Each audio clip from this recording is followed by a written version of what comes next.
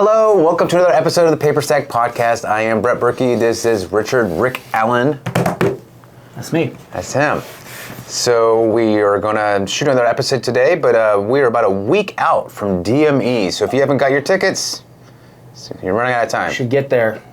We got some smart people up on stage talking. And he's one of them. Well, I just play one on camera here. And also, there's an axe throwing contest the night before, so... That's still, it sounds so risky, but whatever. And it's Nashville, so, I mean, come on.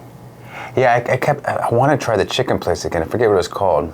Patty B's or something like that. It was Hattie B's. Hattie B's. Hattie B's. Yeah. What did you go there and have, like a salad? No, I had a pimento cheese macaroni. It was awesome.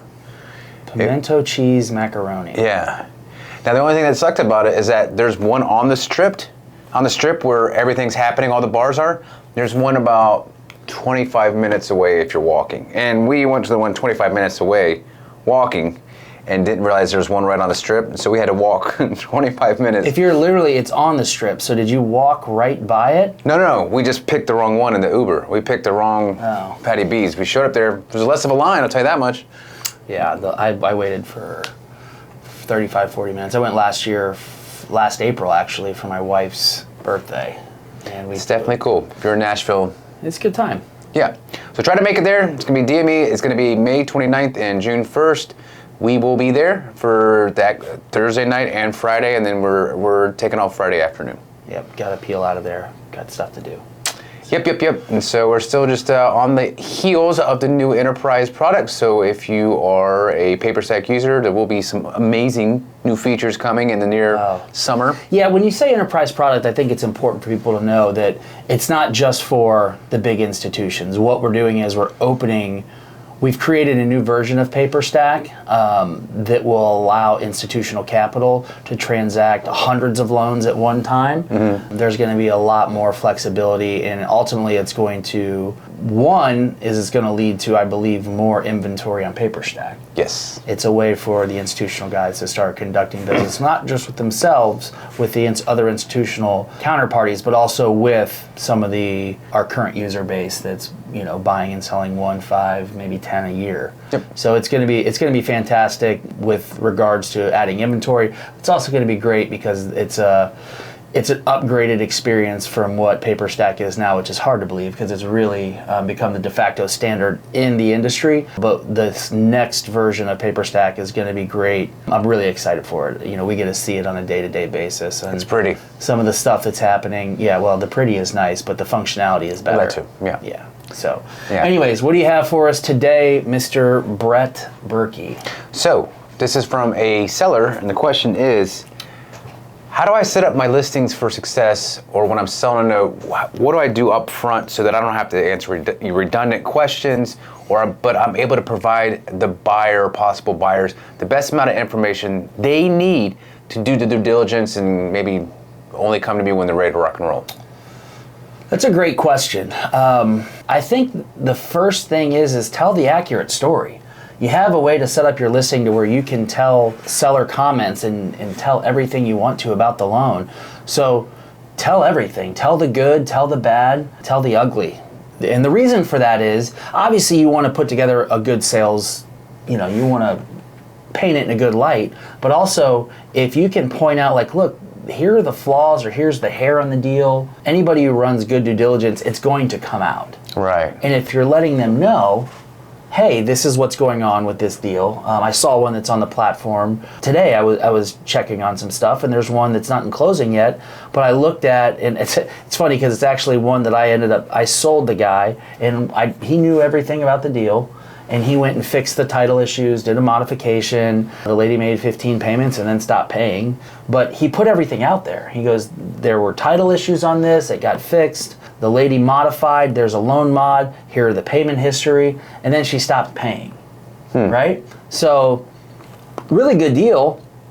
I think the total owed is something like $175,000. It's a non-performing loan.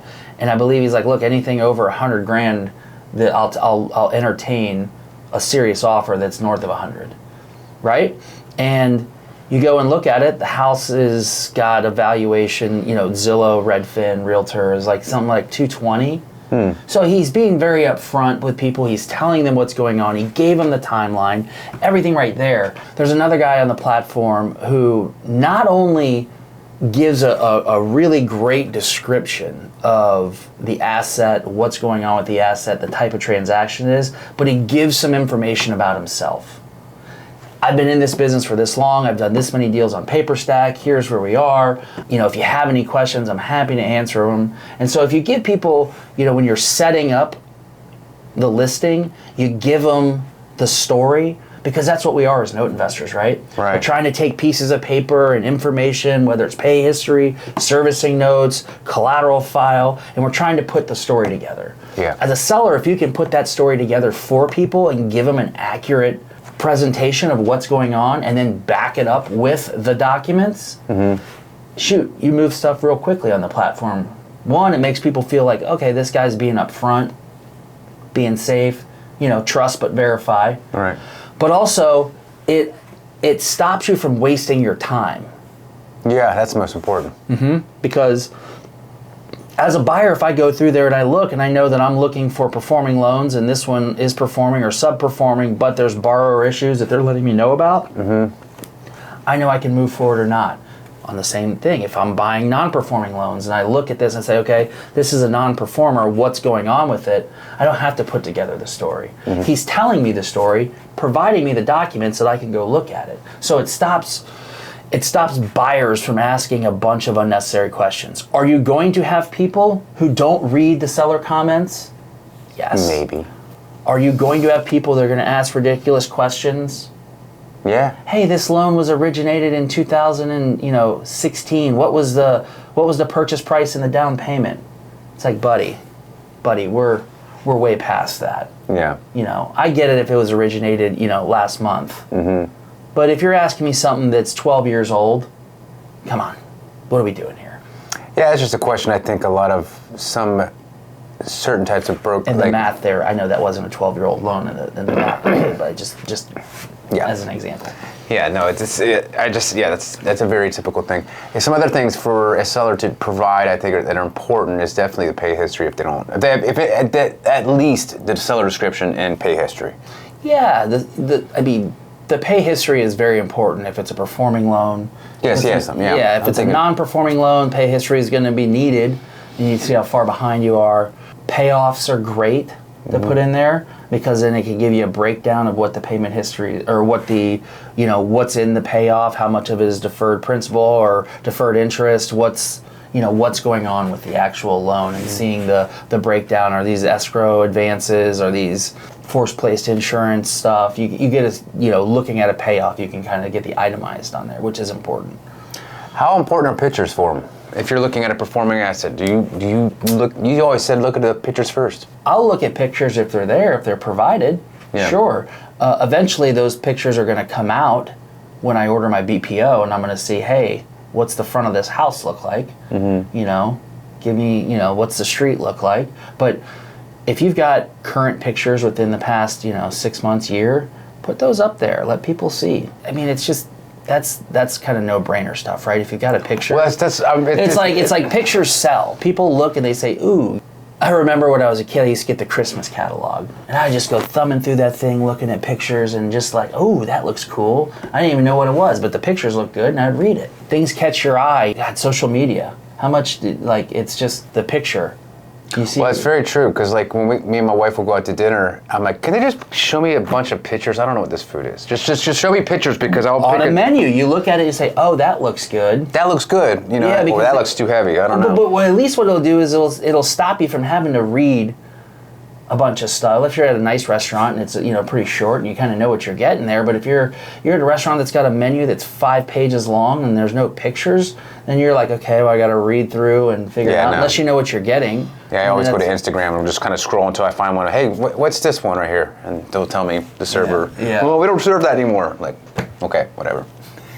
I know pictures are an obvious one, but just but those are good. Some people don't have pictures. If you don't have pictures, try to get a recent Google Street View of it. That's another option. Do a screenshot, bring it in there, something like that. But obviously any fresh pictures you have are great, and there's services out there that you can get pictures for probably $50. Like, what's it called, Proxy Pick or TaskRabbit? There's a lot of different options out there.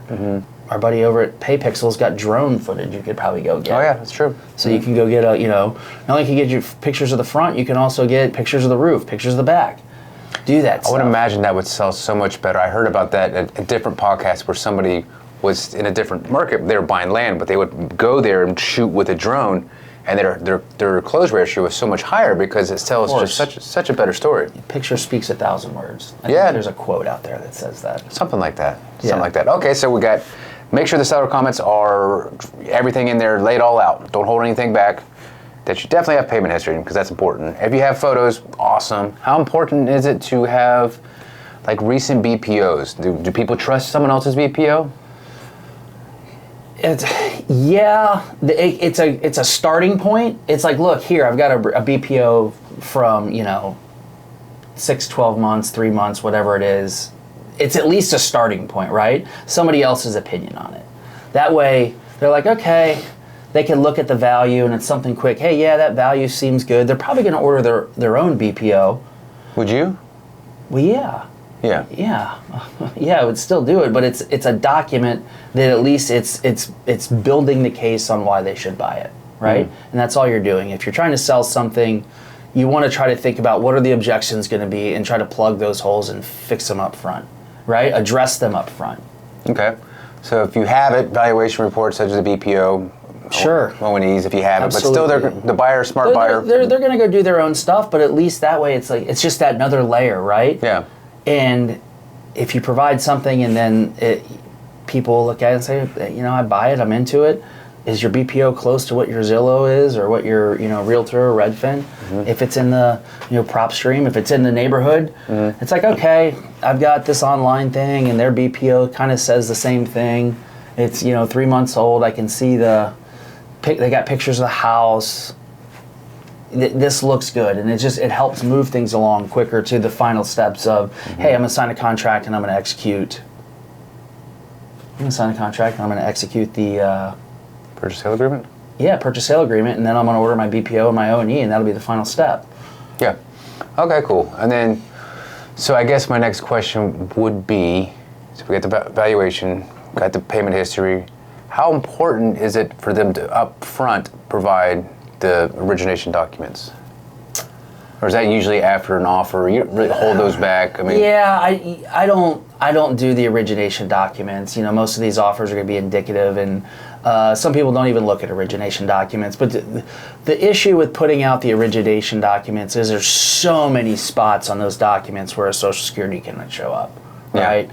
And once I'm entering into a contract with somebody, I feel much more comfortable releasing that stuff. But that's not something I'm putting up there up front for people to look at.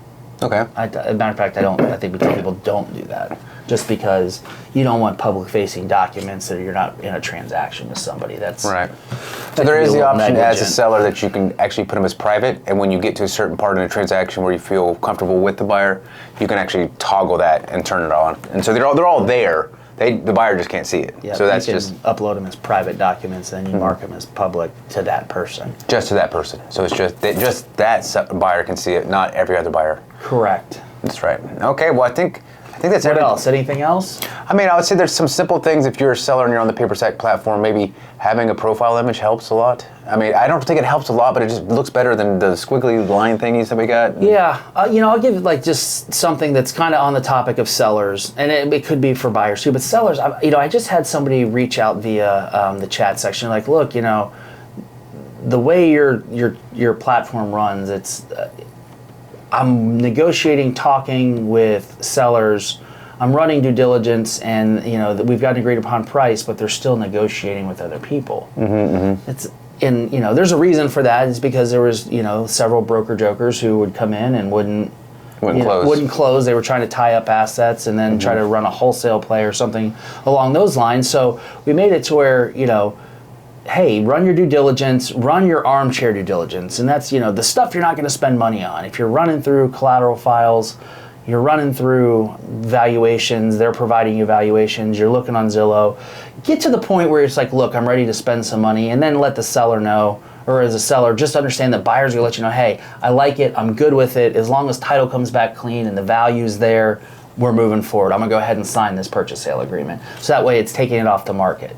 As a seller, if somebody says that to me, I'm perfectly fine with it because I know they're probably a real buyer. And I just want, and you can kind of gauge it by, if somebody just bids on your asset, they don't ask for any due diligence documents, and then they don't run any due diligence, they just start buying it. I always usually raises an eyebrow and is like, look, I'm not really looking to take this off the market. Are you sure you're ready to move forward? Not to say it doesn't happen, it does, but I would be there. On the flip side, if you're the buyer, run it how I just said. Run your due diligence, negotiate the price as an indicative bid, make sure everything looks good on the documents, make sure you're comfortable with what you perceive to be a good value, and assuming the title is clean and the values work out, you're going to be moving forward, go ahead and sign the purchase sale agreement. That then you can purchase your BPOs and your O&Es. Yeah, and that locks it up for you, not for anybody else. And one thing that some sellers don't disclose that usually comes out on O&E reports are past due taxes.